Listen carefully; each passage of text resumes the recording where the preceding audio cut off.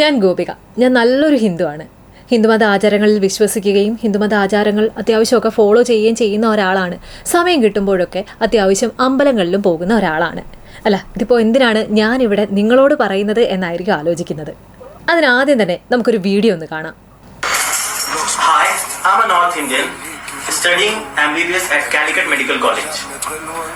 After living here in Kerala for 2 years, I want to share my point of view on Kerala Story 2 trailer. In my 2 years here, I have never seen anyone being forced to eat beef or change their belief. Whether it is the college mess or in the city, the food is the personal choice. The Kerala I know is where Hindus, Muslims and Christians lives in the communal harmony and with mutual respect. And this is the ground reality. ഇത് അക്ഷയ് രാജ്, ഒരു north Indian ആണ്. അക്ഷയ് രാജ് 2 വർഷമായി കേരളത്തിലുണ്ട്. കാലിക്കറ്റിൽ MBBS പഠിച്ചുകൊണ്ടിരിക്കുകയാണ്.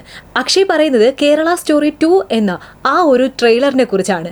അക്ഷയുടെ 2 വർഷത്തെ ജീവിതത്തിനിടയിൽ അക്ഷയ് ഒരിക്കൽ പോലും കണ്ടിട്ടില്ല ഇവിടെ ആരും ആരെയും ബീഫ് നിർബന്ധിച്ച് തീറ്റിപ്പിക്കുന്നതും അതുപോലെ തന്നെ ആരുടെയെങ്കിലും ജീവിതം മാറ്റിയെടുക്കാൻ ശ്രമിക്കുന്നതായിട്ടും. അതിനിപ്പോൾ കോളേജ് മെസ്സിലായാലും മറ്റെവിടെയായാലും ഭക്ഷണം എന്ന് പറയുന്നത് അത് ഓരോരുത്തരുടെയും ചോയ്സാണ്, അത് ഓരോരുത്തരുടെയും ഇഷ്ടമാണ്.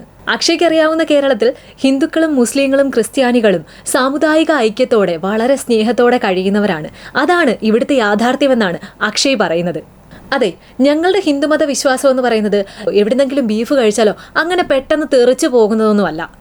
ഏറ്റവും നല്ല വൃത്തിയോടും ഏറ്റവും നല്ല രുചിയോടും ബീഫ് കഴിക്കുന്നത് മുസ്ലിം വിവാഹ ചടങ്ങുകൾക്കിടയിലും അതുപോലെ പെരുന്നാളിനും ഇഫ്താർ വിരുന്നുകളിലും ഒക്കെയാണ്. അത് കഴിച്ചിട്ടുള്ളവർക്ക് മാത്രം അറിയാവുന്ന ഒരു രുചിയാണ്. ആ ബീഫിലൂടെ വിഷം ഉള്ളിൽ വെച്ച് മനുഷ്യനെ കൊല്ലാൻ നടക്കുന്നവർക്ക് ആ ഒരു രുചി അങ്ങോട്ട് അറിയണമെന്നില്ല. വൃത്തികെട്ട ആശയം വെച്ച് വൃത്തികെട്ട കാഴ്ചപ്പാടോടുകൂടി ഇത്തരത്തിലുള്ള വൃത്തികെട്ട വീഡിയോ പടച്ചു വിടുന്നവന്മാർക്ക് അവരുടെ സ്വന്തം അഡ്രസ്സിൽ ഇതങ്ങ് പടച്ചു വിട്ടാൽ പോരെ? അതൊക്കെ ചാർത്തി തരേണ്ടത് കേരളത്തിന്റെ സമൂഹത്തിന് മേലല്ല. അതൊക്കെ അവൻ്റെയൊക്കെ നാട്ടിൽ അവൻ്റെയൊക്കെ മേൽവിലാസത്തിൽ ചെയ്യേണ്ടതാണ്. ഇങ്ങോട്ട് ഇതും കൊണ്ട് വരണ്ട. ഇത് കേരളമാണ്. ഇവിടെ ഹിന്ദുക്കളും മുസ്ലിങ്ങളും ക്രിസ്ത്യാനികളും ഒരേ മനസ്സോടെ ഒന്നിച്ച് കഴിയുന്നവരാണ്. ഒരേ മലയാളികൾ, ഒരേ മനുഷ്യർ. അതാണ് ഞങ്ങൾ.